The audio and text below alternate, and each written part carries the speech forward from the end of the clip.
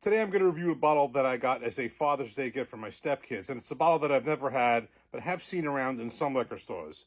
We are going to review Daviess County Straight Bourbon Whiskey, 96 proof. So this is a bottle that I'm not very familiar with, other than, again, just seeing it in a couple of liquor stores. The company is Lux Row. The distillery is sourced from unknown distilleries, and it's unknown distilleries in Kentucky because on the bottle it says distilled and aged in Kentucky, but then it says bottled for a Lux Row distiller. So it's all sourced. This was released in February 2020, and it is unique in the sense that it is a blend of wheated and rye bourbons. So it sounds like it's a blend of some rye bourbons, where rye is a secondary grain, and some wheated bourbons where wheat is a secondary grain. Of course, corn always being at least 51% or more, but we don't know the percentages. We just know it's a blend. So in theory, what we're going to get here is a mixture of sweet from the wheat, spice from the rye. It's an interesting combination. I just don't know, again, what the ratio and percentages are. And that's exactly what the intention of this is. And also, this bottle is intended to honor, this distillery actually, honors the rich history started in 1874 by Daviess County Distilling Company, which was one of Kentucky's original distilleries. So I'm curious. Let's get this bottle open and see what it tastes like. Okay, so that was a good cork pop. Let's take a look at the color.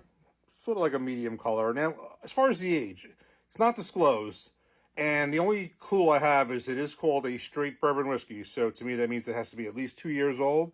I am going to imagine this is not probably more than, I'm going to guess, 3 years old, 4 years old at most, probably less. I'm going to guess around 3, just my own guess. The color, and let's give it a nose. Rather light, floral, sweet, almost like a little bit of honey coming out of that. Let's give this a taste. Cheers.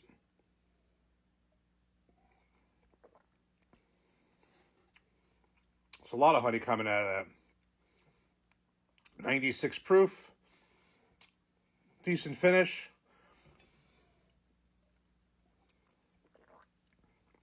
It's not bad. It's not bad.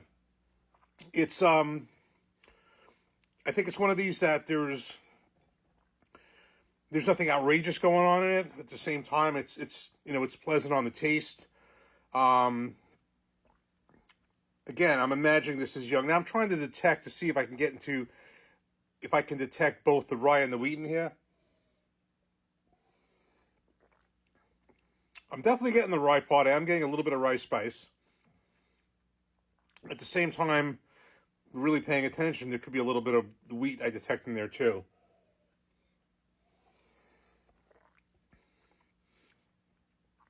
I could see where they're into playing. I do think the rye is winning out a little bit. I am getting some sharp spice. Decent finish for 96 proof. So I don't think this is bad. This is, again, I've seen this. I'm not sure, what its distribution is nationwide. I've seen it in a couple of stores. I knew nothing about it.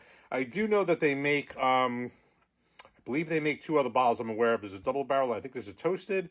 But I think this is this is their flagship. Let me just try this once more. Yeah. So I would say it's okay. I think it's certainly not bad. It's nothing great. But very appreciative. Again, thank you very much to my stepkids for getting this.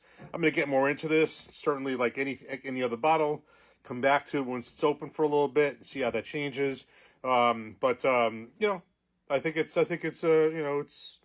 one of these that's not bad, not great. It's just it's a decent bottle.